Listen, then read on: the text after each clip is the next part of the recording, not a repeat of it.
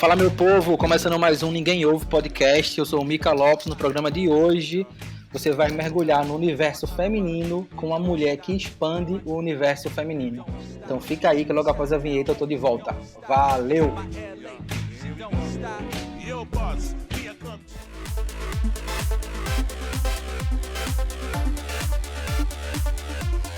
Ô, adianta, me ouvindo? Então é isso aí, estamos de volta no Ninguém Ouve podcast. No papo de hoje eu trouxe Ítala Lima para conversar com a gente. Ela que é blogueira, influenciadora, tem um trabalho muito legal no Instagram, mas ninguém melhor do que ela para se apresentar para a gente. E aí, Ítala, tudo bom? Oi, Miqueias, oi, Romero, boa noite, tudo bom? Bom, eu me chamo Ítala Lima, como o Miqueias já falou, sou nordestina, gosto de ressaltar isso, nordestina arretada, feminista, body positive e trabalho com autoestima, aceitação e trago pautas feministas no meu conteúdo. Meu conteúdo, embora seja em sua maioria voltado para as mulheres, eu gosto sempre de incluir os homens porque eu acho que é pertinente o público masculino nessas pautas, porque os homens também sofrem muito com o feminismo, né? Embora ainda sejam ignorantes nesses termos por não terem tanto interesse. Então, através do meu conteúdo, com muito humor e empatia, eu tento trazer também os homens pro conteúdo. Massa. Acho importantíssimo a gente ter essa conversa, porque é um tema que está em evidência, né? Assim, acho que esse tema, né, sobre as mulheres em si sempre teve em evidência, mas acho que de uns anos para cá ele tem aparecido mais. Então eu queria já começar sobre isso que você falou, né? Sobre ser feminista e body positive. O teu perfil lá tem assim, Ítala Lima, gorda, feminista e body positive. E aí eu queria entender o que é que te fez ser a Ítala Lima gorda, feminista e body positive hoje, porque eu entendo que isso deve ter sido uma transição na sua vida, né? Acho que existe uma Ítala antes, essa Ítala que a gente conhece hoje na internet, e uma Ítala pós-internet, né? Pós o perfil, pós-engajamento e tal. Então, assim, eu queria entender um pouquinho disso, como era a sua vida antes de ser essa influenciadora e a sua vida hoje, né? Pós-influenciadora, né? Ou estando influenciadora. Então, vivência. Eu acho que a gente já começa por aí, né? Tanto o fato de ser gorda, como ser feminista e body positive, tudo engloba uma vivência, né? E existem... Tudo que acontece, todas as experiências que a gente tem na vida da gente, sejam boas ou sejam ruins, eu sempre parto do princípio de o que eu vou fazer com isso, né? Então, isso que me levou a ser quem eu sou hoje. Foram as minhas vivências enquanto mulher gorda, né? Foram as minhas vivências como mulher nessa sociedade machista em que vivemos. Foi a minha experiência com o meu corpo, por não ser uma mulher padrão. Então, assim, ou eu, como a maioria, digamos assim, me adapto a isto, ou eu resisto a isso, né? Então, eu não era apenas uma mulher. Existiam várias mulheres reais que passavam pelas mesmas questões que eu passava. Só que a diferença é que eu vi acidentalmente no meu Instagram, porque não foi uma coisa premeditada, foi totalmente acidental, a porta para começar a falar sobre isso, sobre mim, sobre minhas vivências, sobre a maneira como eu me comportava diante de algumas situações. Então eu comecei a perceber que aquilo que eu era e aquilo que eu fazia, de certa forma, inspirava outras mulheres. No nosso ponto de vista, quando a gente começa a lidar com essa dinâmica, a gente acredita que aquilo que a gente é apenas o que a gente faz. Tipo, é o que eu faço para sobreviver e pronto. Mas, na verdade, acaba que outras mulheres e outras pessoas não se comportam como nós, não têm essa reflexão que a gente tem.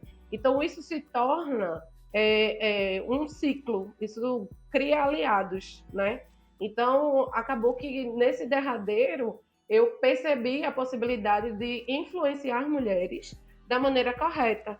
Então, além de ser quem eu já era, eu comecei a me dedicar a estudar mais sobre essas pautas e trazer mais sobre essa vivência, trazer mais mulheres. E foi aí que eu me tornei influenciadora nesse conteúdo.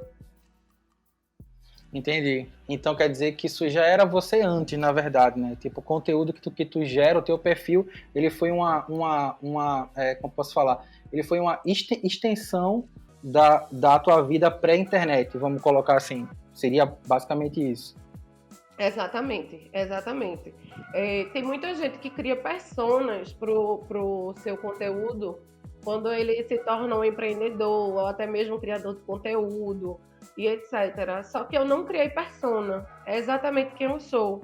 Se você me segue e me encontra na rua e vai tomar uma cerveja comigo, eu sou exatamente a mesma pessoa. Então, assim, eu não criei uma persona, eu apenas comecei a dividir com as pessoas o meu dia a dia, as minhas dificuldades, as minhas etapas sobre aceitação, né? Como foi. Hoje eu tenho muitas mulheres que se inspiram em mim pela aceitação que eu tenho no meu corpo, né? Por eu me lidar tão bem com o meu corpo, por me achar bonita, por ter uma segurança. Então, assim, isso tudo é apenas quem eu sou. Eu não é um personagem, uma persona. É meu, como eu costumo dizer, como você mesmo disse, meu conteúdo é a extensão de quem eu sou. Massa. Eu queria até agora ter que pegar um gancho sobre isso que você falou sobre o corpo, né? Assim, o mundo que a gente vive hoje, né, e o Brasil principalmente, é um país extremamente sexualizado, né? Então, assim, desde de tempos e tempos, tipo, a mulher, ela é vista como um objeto, né? E aí, tipo, as músicas influenciam nisso, os programas de TV influenciam nisso, enfim, a mídia de maneira geral vem influenciando há anos e anos, influencia nisso hoje. Contudo, também existe um padrão, né, entre aspas, para a beleza da mulher brasileira. Então, é um padrão físico de corpo, né, de peito, de bunda e etc. E o que eu digo sempre, esse padrão estético não representa 90% das mulheres do Brasil. É um padrão criado, né, seja ali por meio de comunicação, escolas de samba e etc. Então, assim, como é explicar isso para outras tantas seguidoras e mulheres que te seguem que não se veem em mulheres padrão que a TV exibe constantemente, seja em filmes e novelas. Porque eu acho que deve ser um choque a pessoa ir para o espelho, se olhar e falar assim, poxa, eu não estou no padrão que o Brasil diz que é o padrão ideal para a beleza de uma mulher, seja pelo peso, pelo tipo do cabelo, ou por ter um atributo assim assado. Então, assim, como é trabalhar isso para que a mulher ela se olhe assim, poxa, esse meu corpo aqui, ele tá ótimo. Eu tenho que ser feliz com o corpo que eu tenho. Eu sou linda, eu sou bonita, eu sou maravilhosa e tal. Como é que funciona esse trabalho de aceitação do próprio corpo, né, para as suas seguidoras? Bom, uma questão que eu sempre trago no meu conteúdo é partir do princípio que beleza é algo totalmente subjetivo. O que é bonito para mim não vai ser bonito para o outro. Até mesmo a mulher mais bonita do mundo, se ela existir, porque na minha concepção não existe, não é, pode ser bonita para mim, pode ser feia para o Miquel, pode ser feia para o Romério e vice-versa. Então, beleza é algo subjetivo. Beleza é a construção que eu tenho de mim como pessoa, né, fisicamente e psicologicamente falando. Então, essa construção é que vai me dar noção de beleza. Mas a minha noção de beleza não é a noção de beleza do outro, né? A gente tem uma ditadura da beleza que digamos que a cada ano, não, a cada década ela muda, né? Tem um padrão em 1960, o padrão de Marilyn Monroe não é o padrão dos anos atuais, né? Marilyn Monroe era uma mulher cheia de curvas, seios grandes, né? Ela tinha uma cintura mais larga. Hoje a mulher já é um estilo que Kardashian, né? Vamos colocar assim.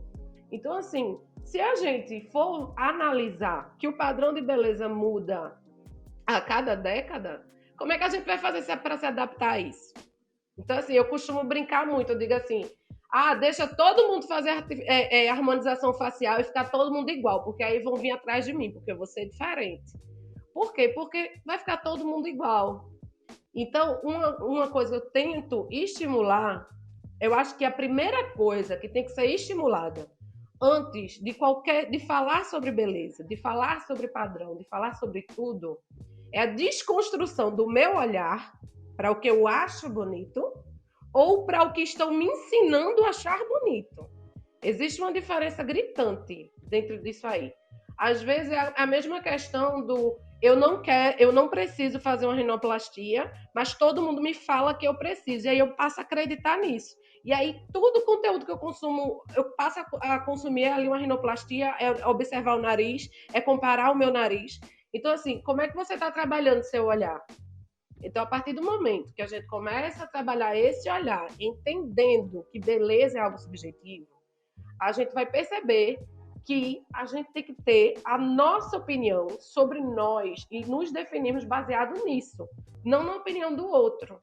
Então, quando eu começo a tratar com as minhas seguidoras a partir disso, e mais, sempre digo, um exercício que a gente tem que ter é, toda vez que você olhar para alguém, encontre beleza.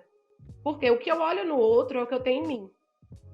Então, eu identifico isso no outro. Se eu começar a olhar beleza em todos os padrões, eu não vou achar ninguém feio. Eu sempre vou achar um fulano que tem um nariz massa, um cabelo massa, enfim. Isso aí é a desconstrução de padrões de beleza. Então, eu vou conseguir identificar isso no outro e em mim. Porque quando eu olhar para o espelho, eu vou ver que eu sou parecida com uma amiga ou com alguém que encontrei na rua, uma coisa que eu achei bonito e assim vai. Então, quando a gente começa a conscientizar dessa distorção de beleza que a gente recebe hoje, que é bombardeado pela mídia, as pessoas passam a entender isso de uma maneira melhor. Como você mesmo falou, existe uma objetificação dos corpos. Então, quando a gente vê um comercial, quando a gente vê algo na televisão, hoje tem muita loja, que está fazendo uma inclusão, né, desses padrões, digamos assim, variados. Mas nem todos estão prontos para recebê-los. Já vi lojas que botam mulheres gordas e não tem peças de roupa. Então, assim, não tem como, né? Então, quando a gente começa, eu sempre passo para as meninas fazerem isso, essa desconstrução do olhar, construir o olhar de beleza para o outro, para depois olhar para si e começar a entender a diferença entre o que eu acho bonito e o que me ensinam a ser bonito, o que estão tentando me vender. Porque tudo isso é relacionado ao capitalismo. Então, as pessoas lucram com as nossas inseguranças. Se eu não trabalhar a minha insegurança, eu vou continuar alimentando a esse serviço capitalista. É complicado isso, né? Porque, assim, eu tenho 34 anos, né? Então, assim, eu peguei uma outra época que nem tinha internet, né? Então, assim, o único padrão que a gente tinha para se comparar era a televisão. E, nitidamente, o que eu via na televisão era completamente diferente do que eu via na minha rua, sabe? Com os amigos próximos. Então, assim, era um sonho longo, né? Você achar que você poderia ser igual ao ator da novela ou ao cantor que aparece no Domingão do Faustão e tal. Acho que a internet hoje, ela tipo, aproximou um pouco mais isso, né? Porque você pode ver outras pessoas que se parecem com você, que pensam como você e que são como você. Eu falo assim, poxa, então assim, tem mais gente que se veste como eu me visto, que fala como eu falo, que pensa como eu penso. Acho que assim, sobre esse aspecto a internet tem um papel fundamental, né? De incluir os grupos, né? As tribos em locais certos e tal. Acho que isso realmente faz bastante diferença. Eu queria puxar um outro ponto aqui, e aí acho que tu pode falar bem melhor sobre isso do que eu, que era o seguinte. Eu também entendo que tem uma padronização estética, né? Mas e aí que tipo, a mulher tem que saber enxergar a sua beleza e tal. Mas assim, e aí, veja, eu vou falar uma coisa aqui, e aí é uma percepção minha, tá? Eu percebo que os homens, eles se comparam muito menos, ou talvez nem se comparam. Eles se aceitam mais como eles são. Então, se o cara tem um cabelo black power, o outro tem cabelo liso, e aí, meu irmão, beleza, tamo junto, segue o baile. As mulheres, elas têm essa dificuldade, né? Então, assim, se chega uma amiga com uma roupa um pouco mais diferente, ou ela tá mais acima do peso e a roupa tá mais apertada, né? Tá mais justa, ou vice-versa, sempre tem aquele comentário da amiga, né? Tem aquele olhar, ou se ela não fala na hora, ela fala para alguma terceira. Então, assim, como conviver com isso, né? Porque eu entendo que é ideal que todo mundo se ame, se aceite, mas que na prática eu acho que as coisas às vezes não acontecem tanto por esse caminho, né? Então, assim, como conviver com isso, né? Com uma tia, uma prima, uma amiga da faculdade, né? Que às vezes fica de cochicho com outra amiga sobre como você se veste ou como você é.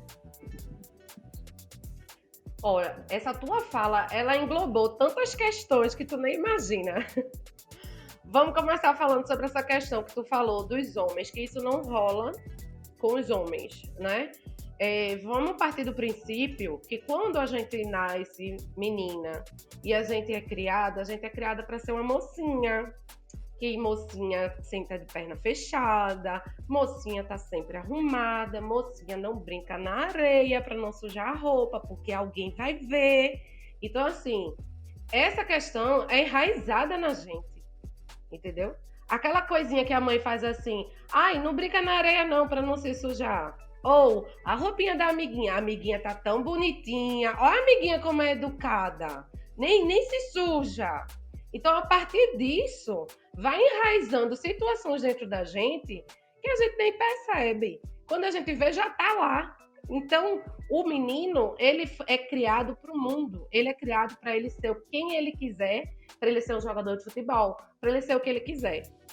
E a menina, ela é criada para ser uma mocinha, bela e recatada e do lar, entendeu? Que vai estar ali à disposição do seu marido. Então, ela vai aprender a cozinhar, ela vai aprender a se comportar. A criação da mulher é romantizada. Enquanto a do homem, ela é objetiva. Chega um determinado momento da adolescência que a família já fala pro homem, esse menino já tá na idade do cabaré. E a menina não. A menina é o quê? Não, a menina tem que namorar em casa, certinho, bonitinho. Então, assim, prenda suas ovelhas que meus cabritos tá solto. Exatamente. Essa fala aí foi perfeita. Entendeu?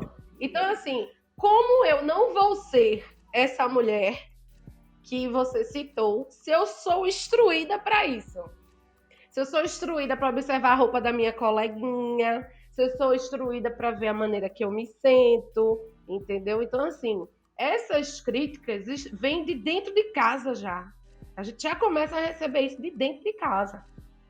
Então, quando a gente cresce, a gente é bombardeada por várias imagens, propagandas e etc., que, número 1, incentivam a gente a desejar aquilo, seja a roupa, seja o nariz, a boca, o que quer que seja, né? E incentiva a gente se vestir daquela maneira e começar ali, ó, no grupo de amigas, observar a roupinha e nananã. E aí chega essa situação que você falou, né? De amigas começarem, amigas, entre aspas, né? Porque isso não é papel de amiga, queridas. Já fica o recado aqui no podcast. Amiguinha que é amiguinha não faz esse tipo de coisa. Já começa aquela questão de se comparar, já começa a questão de familiares se sentirem à vontade para falar, amigas, e enfim, vamos lá. Amigos e familiares, independente de sangue ou de afeição, são tóxicos. Então, a partir do momento que eu vou dar um exemplo bem massa, pensem em algo que vocês não curtem muito no corpo de vocês. E observe que quando vocês vão avaliar a imagem de alguém, vocês olham exatamente para aquele ponto que vocês não são muito felizes em vocês. Por exemplo, eu. Quando eu era pequena, muita gente falava do meu nariz. E aí eu comecei a entrar no looping de ficar olhando para narizes. E esse looping aí me levou ao quê? A comparação, entendeu? Então, quando eu entro nesse looping de observar sempre aquilo que eu não acho legal em mim. E aí eu entro no loop de comparação. Mas aí eu volto à temática que eu falei, do olhar, da desconstrução. A partir do momento que eu tenho um olhar positivo sobre mim, e eu já comecei o trabalho da autoestima e o trabalho do amor próprio é algo psicológico. Ele não está ligado a algo físico. Não adianta eu querer trabalhar a minha autoestima e o meu amor próprio indo para uma academia, fazendo uma plástica, eu tenho que ir para uma terapia. É aí que eu tenho que entrar. Por quê? Porque é psicológico. Beleza é o que está na minha cabecinha. Então, eu tenho que começar a trabalhar isso, a trabalhar o meu psicológico, a trabalhar o meu olhar. Porque quando alguém chegar para olhar para mim e falar alguma coisa, eu vou dizer, tudo bem. Sabe por quê? Porque na maioria dos casos que alguém chega para falar da gente, algo da gente, a pessoa está falando de si mesma. Ela não está falando da gente. Ela está reconhecendo aquilo que ela queria ter. Isso é real. Não é aquela questão que o pessoal fala, ai, é inveja. Não, minha gente, não é inveja. Eu reconhecer no outro aquilo que eu tenho é um desejo meu. Inveja faz parte do ser humano. O problema é o que é que tu faz com a tua inveja. Tu tá trabalhando para ser uma pessoa melhor, poxa, eu queria ter isso que fulana tem, então eu vou me empenhar igual a ela faz. Entendeu? Então, assim, quando eu trabalho meu psicológico, que eu trabalho meu olhar, e essas pessoas vêm falar qualquer coisa para mim, ou eu vou tirar de letra, ou eu vou fazer uma piada, ou eu vou deixar para lá. Eu lembro que eu nunca me esqueço disso na minha vida. Tinha a mãe de uma amiga minha, que ela tinha 60 e poucos anos. E ela era uma coroa muito bonita. Mas ela era aquela coroa que queria ter 18 anos, sabe? E isso não é problema, eu acho massa. A mulher que tem 70 anos e quer assistir como 15, ó, massa. Só que o problema é que ela era aquele tipo de mulher que, infelizmente, se sente melhor colocando o outro para baixo.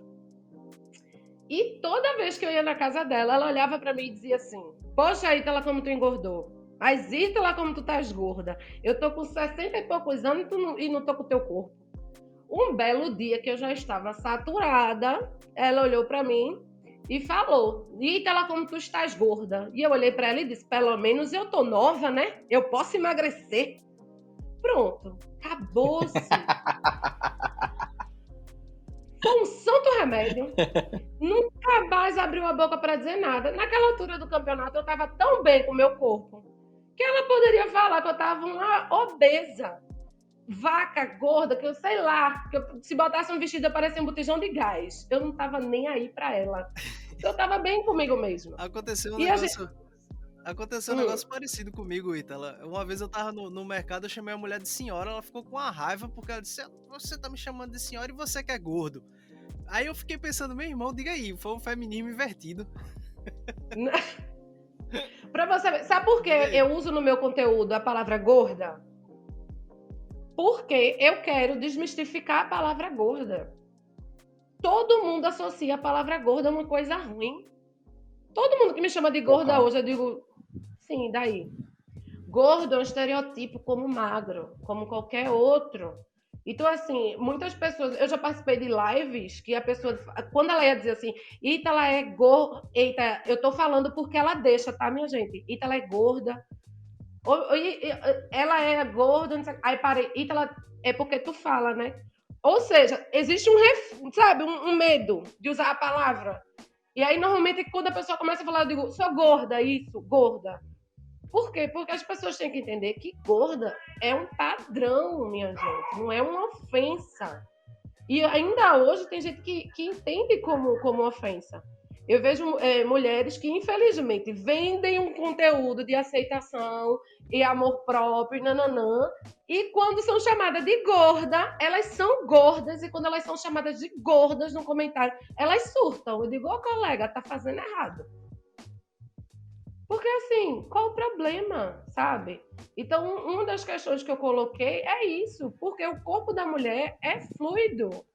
Nós engordamos e emagrecemos, eu já fui mais gorda, eu já fui mais magra, sabe?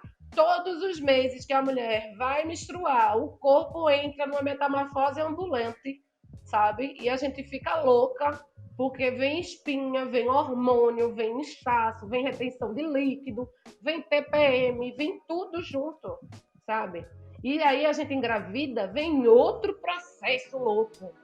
E aí muita mulher também sofre durante a gravidez, por quê? Porque depois da gravidez vem a galera falar, nossa, mas fulana se acabou depois da gravidez.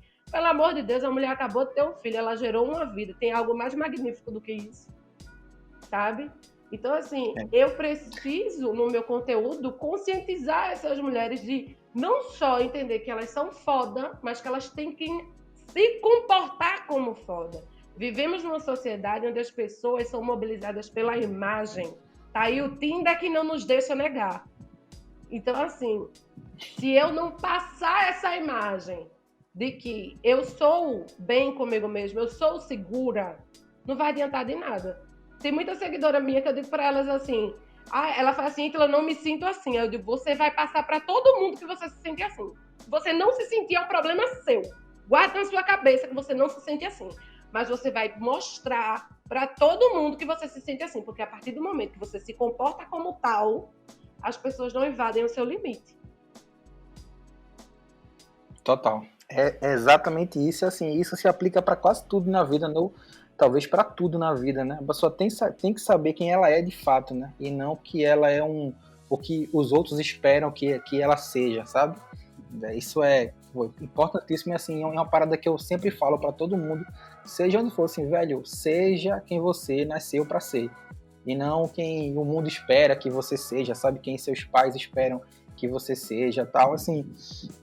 Eu sou cristão, né? E aí eu sempre falo sobre isso, assim, né? Que Deus fez cada um de um DNA único, né? De um jeitinho único, e com características únicas e com qualidades únicas, e isso não pode ser desperdiçado. O cara tem que valorizar a sua individualidade e colocar isso para fora, e não tentar querer seguir um padrão estético de A ou de B e tal, assim, isso realmente é uma coisa que me bate sempre.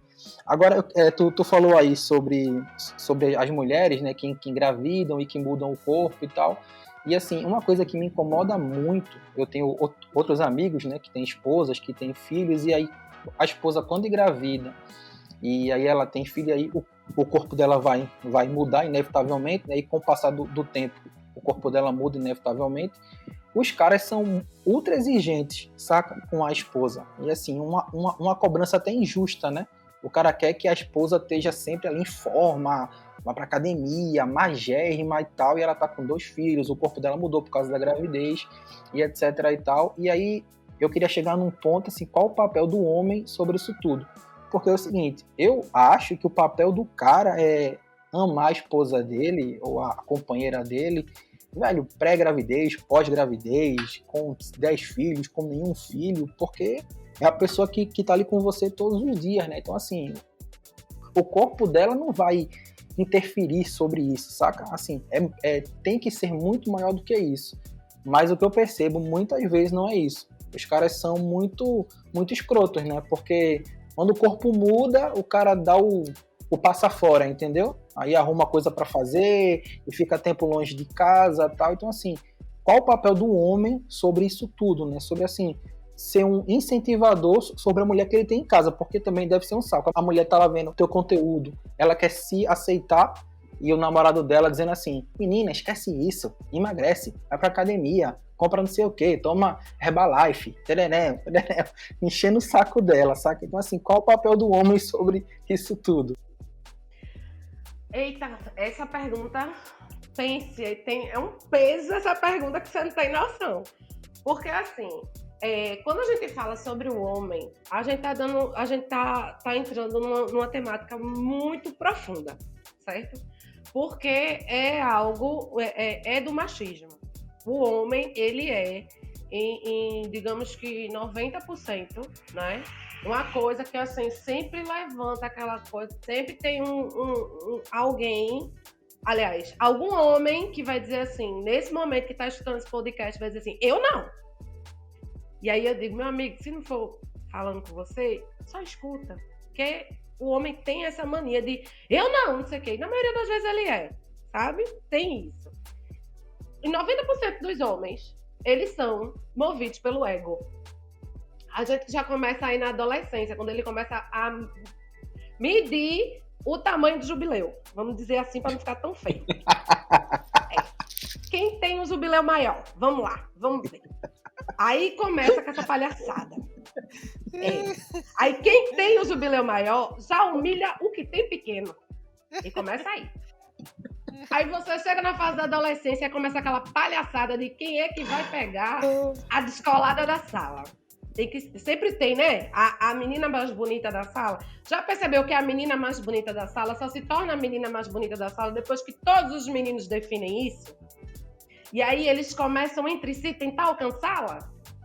Porque não foi uma menina que disse, gente, olha, licença, bom dia, eu cheguei aqui para informar que eu sou a menina mais bonita da sala. Não. Foi definido pela manada. Então aí já começa outra concorrência. Então assim, o homem, ele é movido por ego. Então quando um amigo seu vira e diz, poxa, fulano, tua esposa, disse, ela tá tão gorda, não sei o que, pronto. Acabou-se o mundo, a mulher tem que emagrecer a partir dali. Já começa os BO dentro de casa, porque ele já começa a sugerir. E isso acontece durante a gravidez, e isso acontece sempre. E aí, eu vou responder a sua pergunta dizendo o seguinte. Eu não estimulo as minhas seguidoras a serem centro de reabilitação de macho. Então, eu não posso chegar para dizer assim, olha, Miquéias, o papel do homem é esse. Porque o papel do homem está implícito. Porque não é o papel do homem, é o papel de um ser humano normal, que tenha caráter, que tenha companheirismo dentro de uma relação, que entenda que tanto ele quanto ela vão mudar. Uma coisa que é uma pauta que deveria ser dita é que o homem, ele começa a broxar primeiro que a mulher, quando os dois ficam idosos numa relação. A mulher tem vida sexual ativa, e cadê a do homem? E a mulher fica com o homem, né? Ela não separa, não. Por quê? Porque a mulher, como eu falei, foi criada de maneira romantizada para idealizar o casamento felizes para sempre. E o homem foi criado para ter uma esposa gostosa, maravilhosa, perfeita, que inveja todos os seus amigos e que sabe cozinhar, passar e cuidar de menino e seja muda. Porque se ela falar é um problema. Entendeu? Então, assim, no meu conteúdo, o que eu estimulo a mulher a entender é: podemos viver sozinhas, meus amores. A gente não precisa de homem para nada, não. Começa que... Aí tem um papo antigamente que o cara dizia assim, e como é que tu engravida? Bom, já temos clínicas que fazem isso. Mas o espermatozoide é meu amor, pelo menos, é como diz aquele ditado. O ruim de gostar de linguiça é ter que levar o porco todo. Hoje em dia, se eu quero ser mãe, não preciso nem comprar o porco. Eu só vou lá, boto uns negocinhos em mim e acabou. Veja. E hoje em dia tem um estudo, eu não me lembro bem, para você ver. E hoje em dia tem um estudo que já estão elaborando uma forma de criar espermatozoides. Ou seja... que os dias, meus amores, nem para isso. Então, assim, a gente tem que entender que nós podemos viver sozinhas. Que a partir do momento que eu convido alguém para minha vida, é para que ele me transborde, porque eu já sou completa. Eu não quero alguém para me completar. Eu já sou completa. Eu quero alguém para me transbordar, para dividir meu dia a dia comigo, para ser companheiro, para estar junto comigo na saúde, na doença, na gordura e na magreza, em qualquer momento. Então, a partir do momento que isso não está sendo recíproco, eu tenho que procurar a minha melhora.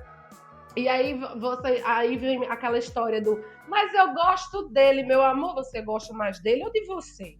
O amor próprio é você em primeiro lugar, isso não é egoísmo. O relacionamento saudável não é aquele que a gente divide todos os BOs, mas é aquele que a gente identifica a nossa autorresponsabilidade dentro dele e cada um que cuide do seu BO. Então, não tem essa de qual é o papel do homem. O homem sabe o papel dele. Ele sempre soube. Só que o homem foi criado para ser um garoto mimado que a mulher tem que criar. E a gente não está mais... nesse papel, a gente não quer mais isso pra gente, a gente quer muito mais. Então hoje eu trabalho no meu conteúdo a conscientização do homem, sim, mas a partir do ponto de vista da mulher, como é que as coisas têm que funcionar, entendeu? Então hoje eu quero que as mulheres tenham essa noção de eu posso viver só, eu vou ser feliz se eu for sozinha, porque eu gosto de mim, porque eu gosto da minha solitude, eu gosto da minha companhia, e a minha companhia é tão importante que eu não quero desgastá-la com ninguém. Então eu quero alguém que esteja ali comigo. Então eu não posso, hoje, se eu virar para você e dizer assim, Miquel, eu acho que o homem tem que fazer isso, isso e isso, eu tô indo de contra, porque eu mesmo não pego mais para criar não, viu? Eu dou um recado, eu digo ali como eu penso, olha filho, não é assim não, acabou-se. O próximo, gira catraca, vai.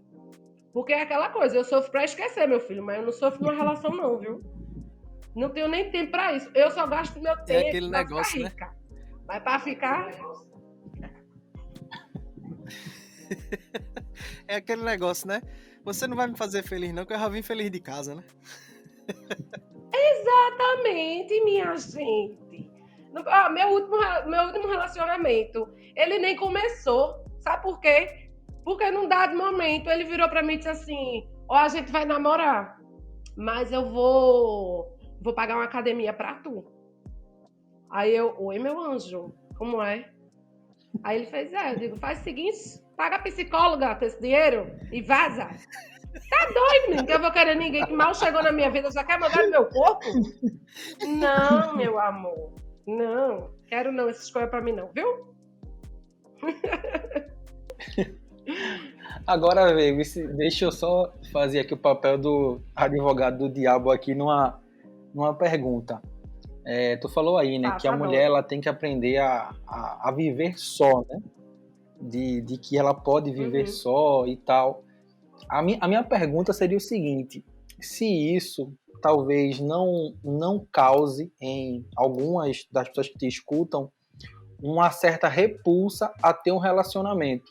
Então, assim, para não correr o risco de ir para um mau relacionamento, é melhor ter nenhum relacionamento. E assim, eu até entendo quem tem esse pensamento, mas eu acredito muito que a vida é feita de relacionamentos, né? De bons relacionamentos. Mas para ter que achar o bom, inevitavelmente você tem que passar por alguns ruins. Eu passei, você já passou, o Romero passou, e essa é a vida de todo mundo. Mas assim, o meu X da questão é esse.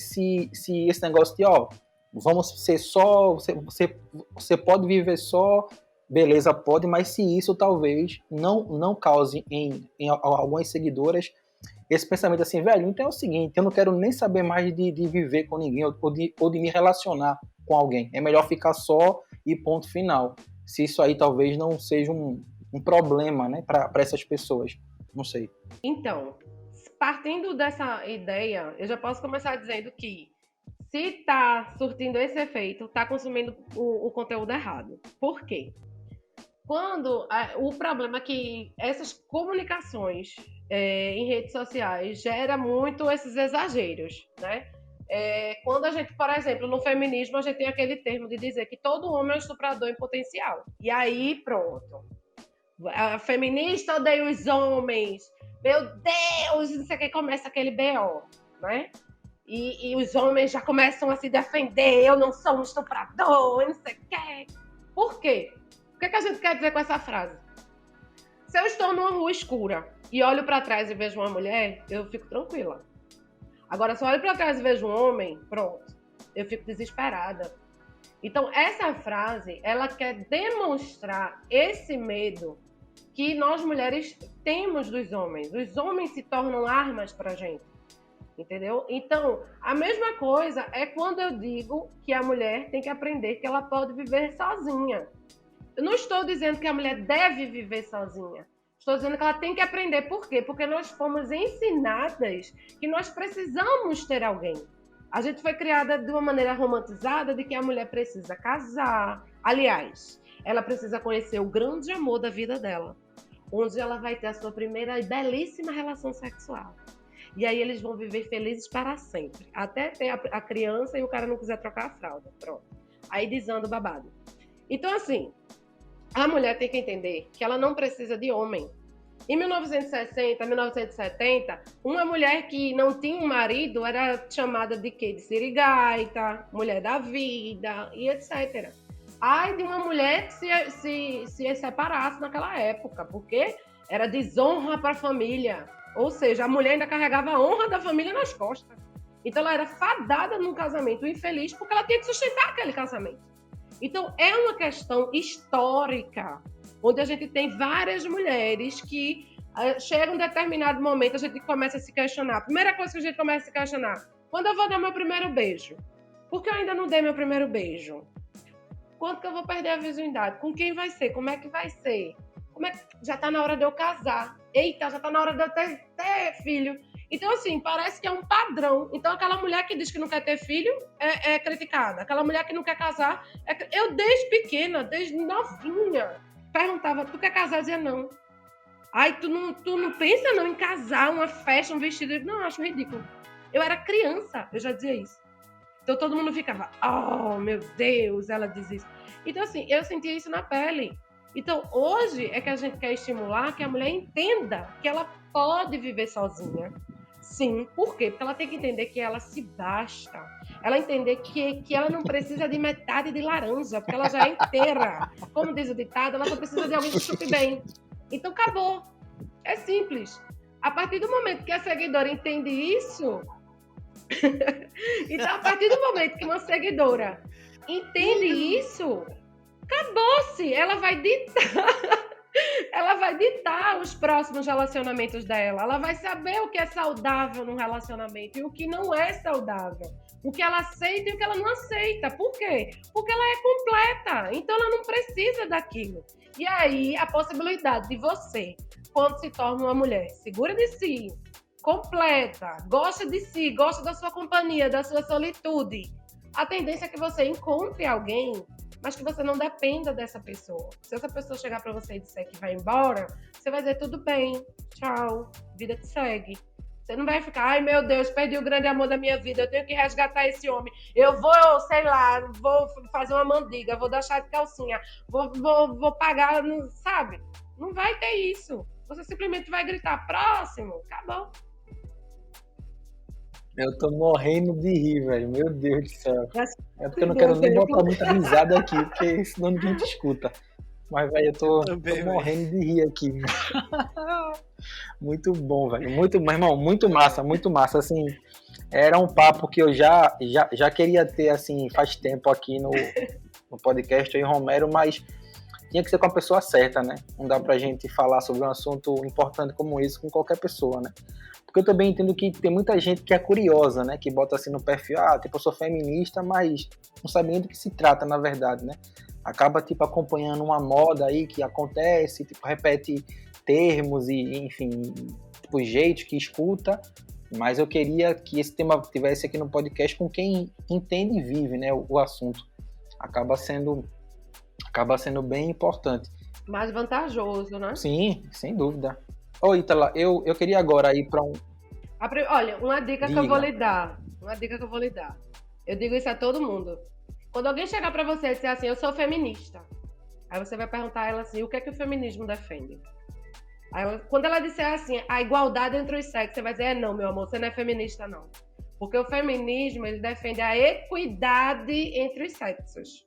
Equidade é igualdade com justiça. Afinal de contas, um homem não tem útero. Então, por quê? Como é que eu e você vai ter direitos iguais se você não tem útero, se você não tem uma vagina, se você não menstrua? Então, assim, você não engravida. Então, tem muita gente que se perde nesse discurso. Eu sou feminista. A primeira coisa que eu pergunto, e o que é que o feminismo defende? Isso, assim, acho que isso vai acabar se aplicando em diversas esferas, né? Tipo, o cara acaba entrando em um ciclo porque ele quer fazer parte, né, de um grupo, mas ele não vive o que o grupo prega de fato, né? E aí fica só com estereótipos ali na internet, né? Ele cria um fake. Ah, eu sou isso, eu sou aquilo, mas no fundo não sabe nem o que ele é, né?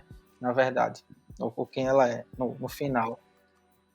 Ítala, eu queria agora puxar o papo para um outro caminho, certo? Num programa que a gente fez aqui, acho que foi o primeiro programa, foi com Maria Chaves. Ela trabalha também com internet, com redes sociais e tal, e um tema que eu conversei com ela foi sobre saúde mental. Porque a internet hoje, assim, ela é excelente, né? Ela é boa porque você consegue se expressar, colocar sua cara para o mundo sem restrição, sem barreira, sem nada. Mas eu também entendo que isso traz uma cobrança inerente a isso, né? Porque a pessoa quer números, quer resultados, quer engajamento, quer tipo like, quer compartilhamento. E isso traz um peso, né? É inevitável, porque você tá ali trabalhando, tá se entregando, tá se dando o tempo todo, e aí você quer ver esse trabalho ter retorno, como qualquer ser humano. Mas como é que tu consegue conviver com isso? Porque eu imagino que para muita gente, e talvez para todo mundo que cria conteúdo na internet, isso é uma bênção algumas horas, mas um fardo gigante em outras, né? Então, assim, como equilibrar esse céu e inferno de criar conteúdo na internet e viver bem, né, com isso? Tipo, sabendo que tem dias bons e tem dias horríveis para quem cria conteúdo. Total. Eu comecei a... Teve um momento, quando eu comecei a trabalhar especificamente com o Instagram, tipo, encarar como um trabalho, que no início não era, com o tempo eu percebi que eu estava num loop muito cansativo de números. Tudo para mim era número. Porque o Instagram, ele entrega pra gente uma estatística dos nossos números, né? E eu comecei a entrar nesse loop cansativo, de ficar olhando e nananã. E aí, um belo dia, eu vi uma frase que dizia que a gente não tem que se preocupar, que a gente já sabe o nosso objetivo. A gente só tem que se preocupar com a viagem para chegar nele. E enquanto a gente faz a viagem, a gente tem que olhar para a janela e valorizar cada momento. Aquilo ali é uma frase tão banal, mas ela se tornou um start na minha cabeça. Porque eu percebi que enquanto eu estava vendo quantos seguidores estavam entrando, eu estava esquecendo de ver quantos estavam valorizando o meu conteúdo. Quanto eu estava ocupada vendo quantos números, quantas pessoas estavam curtindo, quantas pessoas eu estava alcançando e etc., eu estava esquecendo de ver e rever e avaliar a qualidade do meu conteúdo. Então, quando a gente passa a se desligar um pouco dos números, não tem como se desligar totalmente. Se eu chegar para você aqui e dizer, ai, Romero, a gente se desliga, tem que se desligar, eu estou vendendo hipocrisia. Porque a gente trabalha com isso e a gente vai ter que se guiar quanto a isso. O problema é quando eu me torno refém desse número. É quando eu esqueço de avaliar as minhas conquistas, o que eu tenho até aqui. Poxa, em um ano eu consegui 2K de seguidor. Então, assim, como é que eu não percebi isso, sabe? Porque eu não olhei para isso, porque eu não valorizei isso. Então, hoje eu tenho uma dinâmica de, ok, eu olho os números, mas não posso enlouquecer com isso. É a minha regra. Quando eu percebo que eu estou excessiva o tempo todo ali, monitorando, eu dou uma pausa, paro de acompanhar os números. E se recentemente mesmo aconteceu isso, porque eu estava vendo que o Instagram, quem trabalha com o Instagram sabe que chega um determinado... Quanto mais você aumenta de seguidor, mais o Instagram para de entregar, ele diminui uma porcentagem de entrega do teu conteúdo. Então, ele dificulta o teu trabalho. E isso faz você pirar. É isso que faz você enlouquecer, porque aí você começa a elaborar estratégias e nananã, e o que é que eu vou fazer e tal. E quando você percebe, você está num looping que você passa 24 horas pensando nisso. Pensando o que fazer, como fazer. E aí, às vezes, você até se sabota, porque você começa a pensar a mudar o seu conteúdo, porque, sei lá, a dancinha do TikTok está fazendo mais sucesso. E aí você se perde. Então, assim, a gente tem que ter foco no nosso objetivo. Fazer aquilo que a gente ama. Fazer bem feito. Fazer de um jeito que a gente olhe e diga assim, poxa, eu consumiria isso. Eu gostaria disso. Eu quero ver esse conteúdo e, a partir disso, relaxar e deixar que as coisas aconteçam. Não adianta desespero e não adianta ficar monitorando números, porque ficar olhando para número o tempo todo não vai mudar.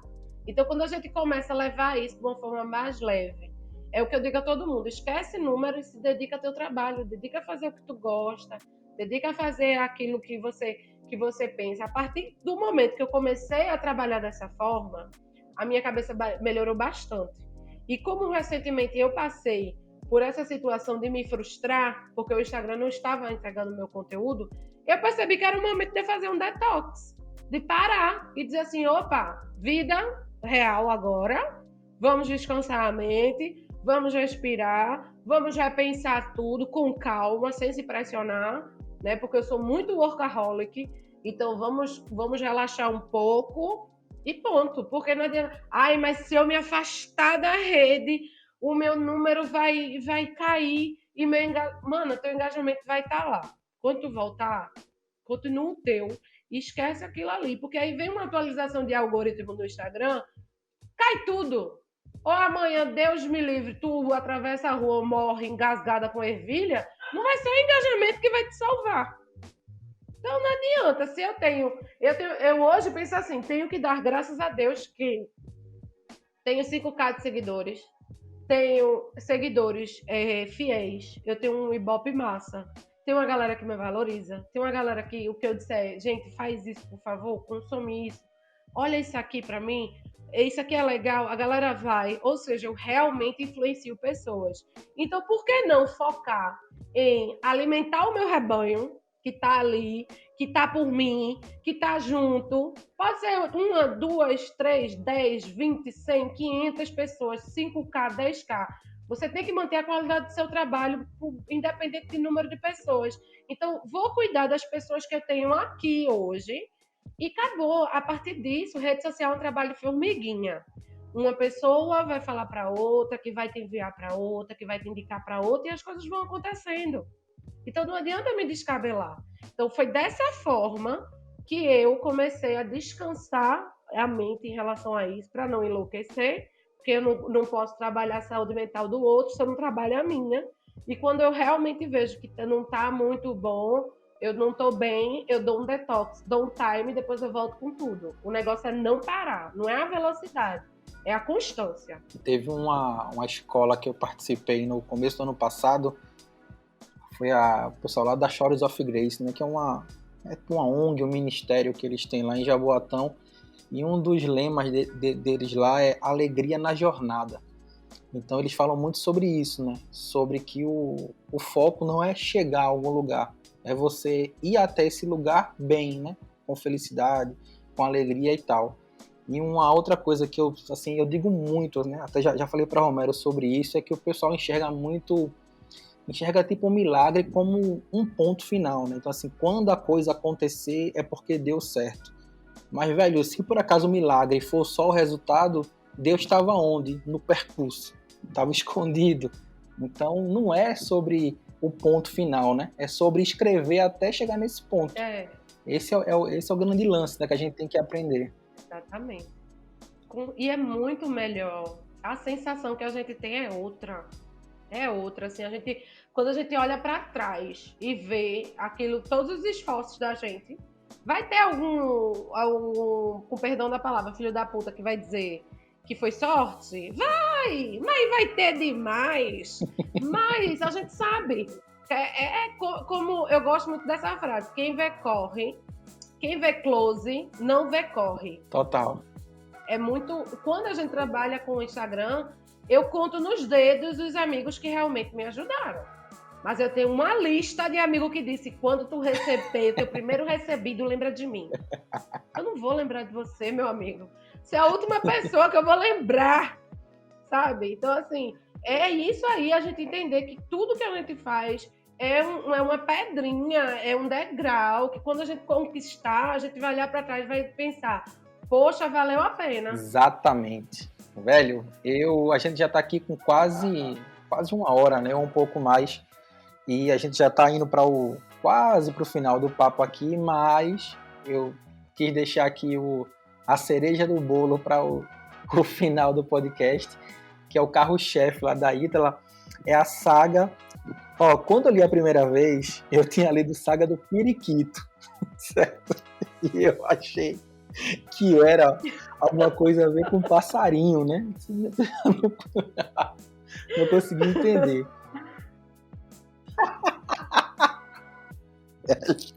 É periquito mesmo. Ele voa, né? Voa. Oxe, voa. Nesse quadro é que você vê que ele voa mesmo, viu? Você tem certeza. Então eu queria pegar esse tempo agora, Ítala, para tu explicar como surgiu o quadro, qual foi a ideia, né? E assim, por que deu tão certo, né? porque é incrível como a galera gosta, manda histórias pra você, e assim, a coisa realmente deu certo.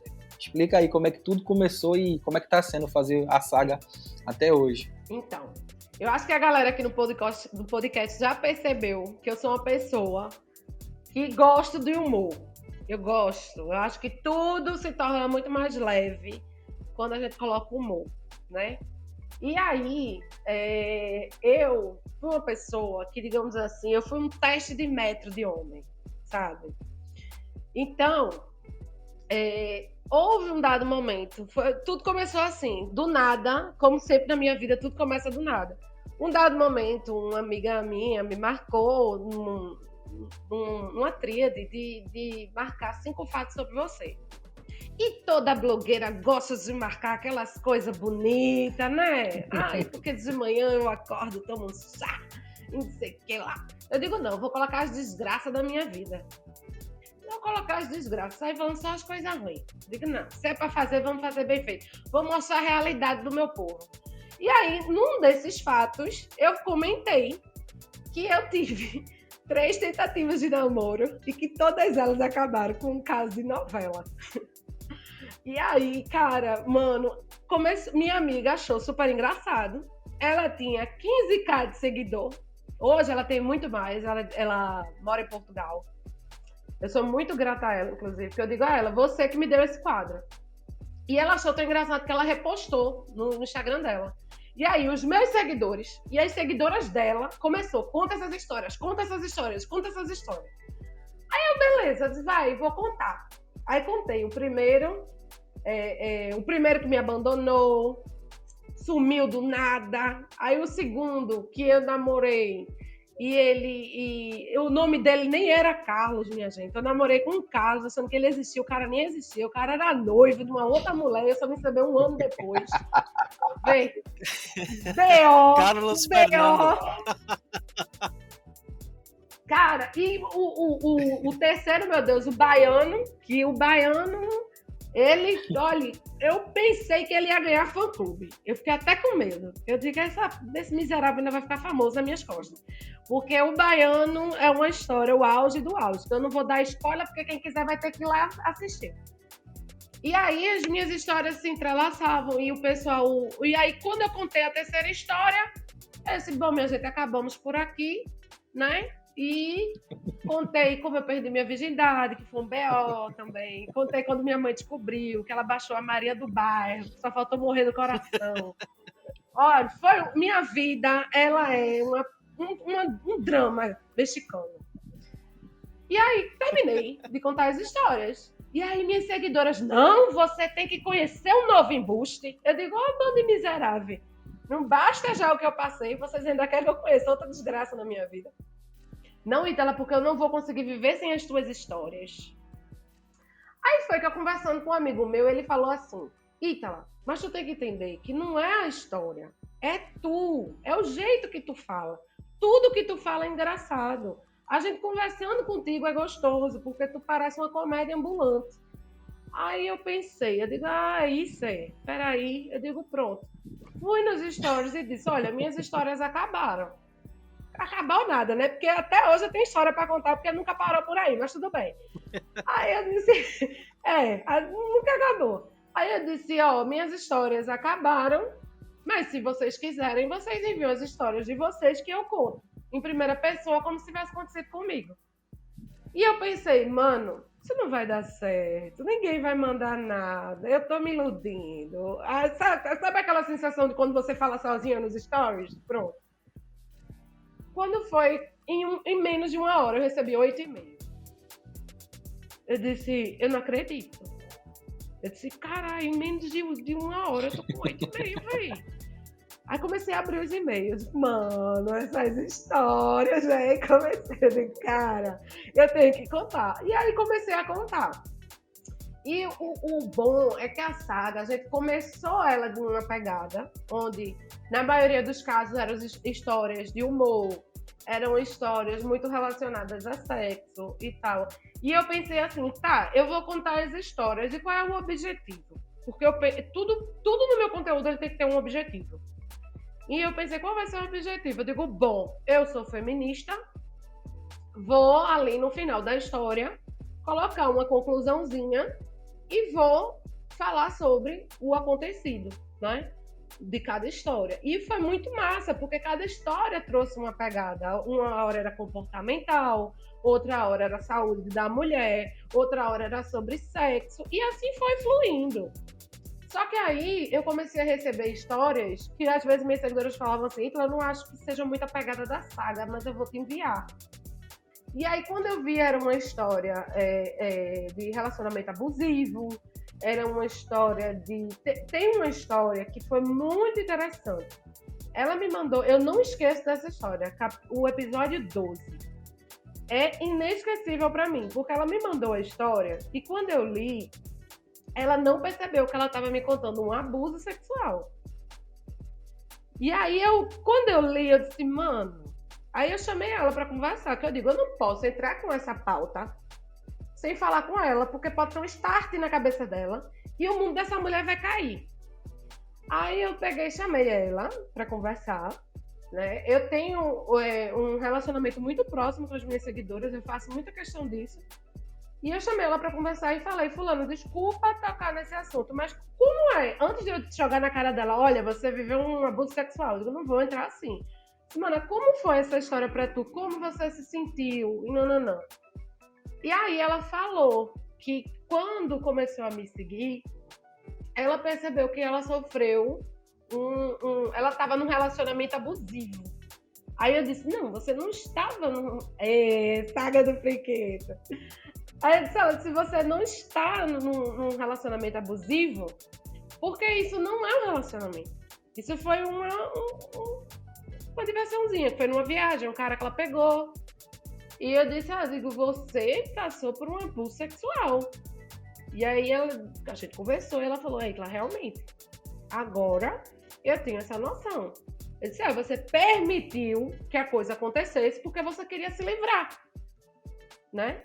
Então, e aí eu comecei, eu disse, pronto, como é que eu vou trazer essa saga? E aí eu trouxe a saga é uma das sagas assim, mais engraçadas, né? Porque foi infelizmente um abuso, sim, do sexo anal, que todo mundo sabe que já é um tabu entre as mulheres, que quando feito com violência é pior ainda, né? Então essa saga trazia isso. E aí eu trabalhei de uma forma bem cômica, bem engraçada, mas quando a gente chegou na conclusão, o negócio tomou um peso, assim, que quando terminou, eu digo, pronto, fui cancelada, acabou minha carreira, ninguém vai gostar mais de mim, fudeu, ai, que assunto pesado, mas eu tinha que falar. E aí, quando a galera ouviu, todo mundo elogiou, todo mundo parabenizou da maneira que eu levei a história e tal. Então, assim, a saga ela começou a levar para outras proporções, para outros questionamentos. Então, hoje a gente tem histórias divertidas, histórias traumatizantes, histórias com finais felizes, tem histórias de embuste, meu Deus, é o que mais tem. Embuste até ser basta ali, né? Mas o bordão da saga, né? O bordão da saga que eu digo para todo mundo, gente, tomada no cu é aprendizado. Vocês têm que entender que toda experiência que a gente passa tem algum aprendizado. A gente tem que tirar algo bom disso daí. O que não dá é continuar passando por ele. Então, hoje, tem muita seguidora que diz, não vivo sem a saga. Tô em tal relacionamento e eu me lembro disso. Tenho seguidoras que a vida sexual entre o casal melhorou depois da saga. Tenho seguidoras que brigou com o marido porque o marido assistiu a saga antes dela e ela não gostou. Pense, é ótimo assim, sabe? Até eu me divirto muito. Então, saber hoje que a saga alcançou aquilo que eu tanto desejava, que era o empoderamento com humor, pra mim é meu salário na conta todo mês. E eu tava vendo aqui, tem várias, né? Tem 55. Estamos no episódio 56. 56, né? É isso mesmo. Caramba, é um monte, velho. Eu tenho meu... Tem umas histórias que são inesquecíveis pra mim, assim. Tem a do HIV, é maravilhosa. A do HIV é tudo. A Oxó, do HIV, a menina fica com cara no outro dia. Miquel, tem um aqui, ó. Um comedor de camisinha. Maravilhosa, maravilhosa. E eu gosto de trabalhar. Olha, tudo no meu conteúdo, ele tem uma chamada assim, bem, sabe? Tipo, impactante, que você diga, que bexiga é isso, hein? Que essa menina tá falando. Pronto. Foi assim, o nome Saga do Priquito surgiu assim, acidentalmente também. Eu contando minhas histórias, pronto, minha gente, vou contar mais uma saga do meu Priquito. Pronto. Aí ficou Saga do Priquito. E até hoje. E olha, a saga atrás. Tem aí histórias de homens, que tem gente que pensa, não, a saga é só pra mulher. Não, não, não, não, não. Tem histórias de homem hétero, tem histórias de gays, tem histórias de lésbica. O do homem hétero, as minhas seguidoras ficaram morrendo de pena dele, porque ele levou um senhor golpe do baú, coitado. Até eu tive pena dele. Eu disse, meu filho. Porque eu queria mostrar que a galera tem que entender que não é porque eu sou feminista, então eu vou defender todas as mulheres. O feminismo não me obriga a manter sororidade com todas as mulheres. E não é porque é mulher que ela tem um caráter massa. Mulheres podem ser abusivas. Mulheres, enfim, é uma coisa nada a ver com Tem um aqui que é. Tem um aqui, Ítalo, que é macho britadeira, meu irmão. Ai, meu Deus. Eu acho que é episódio 3. É o episódio 2. 2, pronto. Velho, e assim, acho que o que é legal também é porque acho que para quem envia as histórias é libertador, né? Poder jogar isso para o mundo, né? Poder contar isso assim com humor para outras pessoas deve ser, velho, libertador. Tem muita seguidora minha que diz assim, tem seguidora minha que me contou a história e disse, então eu nunca contei para ninguém. Nem quero que eu sou anônima, pelo amor de Deus. Aí eu contei a história dela, ela saiu compartilhando para todas as amigas e colocou, a história é minha, a história é minha, a história é minha. Aí as amigas dela, tudo respondendo, eu conheço ela. Eu digo, conhece não, que eu não vou dizer quem é. Não, mas ela mandou a história para mim. Aí eu mandei, minha filha, como assim? Ela ficou tão engraçada que eu me senti a estrela. Aí eu digo, Então tá, né? Então, assim, foi ótimo. Tem seguidora que disse, então, eu me admirei. Eu passei a ver que a minha história foi uma história de luta. Não foi uma história para eu me envergonhar. Eu digo, exatamente. Então, assim, é muito engraçado a resposta das seguidoras, a forma que elas falam. Quando elas veem eu contando, aí dizem, eita, lá eu me senti exatamente assim. Tu tava lá. Eu digo, minha gente, a Globo tá me perdendo. Velho, muito, muito massa. Meu irmão, assim, quem quiser escutar e ver essas histórias aí em loco, né, no Instagram, o link da Ítala, o perfil dela vai estar ali na descrição do YouTube, no Spotify, no Deezer, no Instagram, vai estar em todos os locais possíveis e imagináveis e permitidos pela internet para você conhecer também.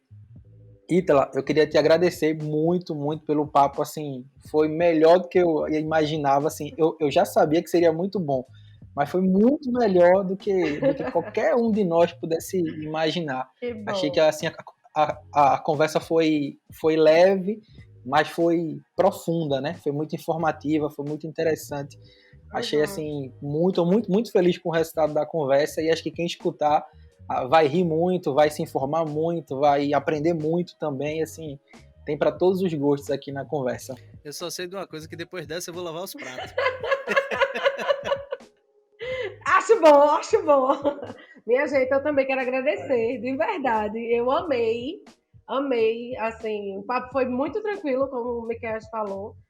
Era exatamente é exatamente o que eu sou, o que eu trago no meu conteúdo. Eu gosto de trazer essa comunicação, gosto de trazer de forma leve, que eu acho que a gente já vive numa situação, hoje a gente está numa situação de um momento muito pesado, né, que a gente está vivendo, e tornar as coisas mais leves, né, tornar assuntos, pautas tão pesadas, acessíveis a todos público, é importante, é muito importante.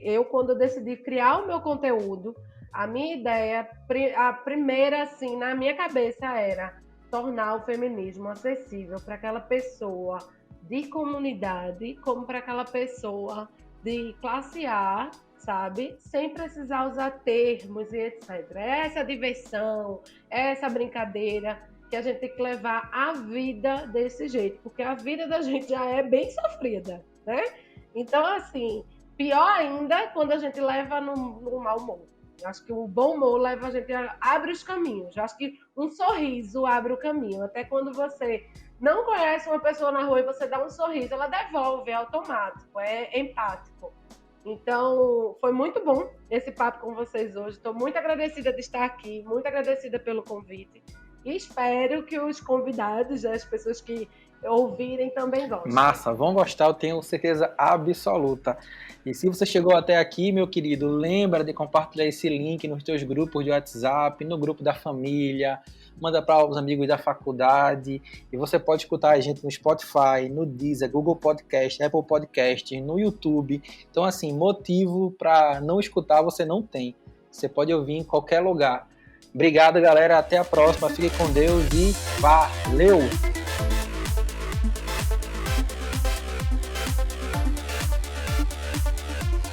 Ô, Adriano, tá me ouvindo? Uou!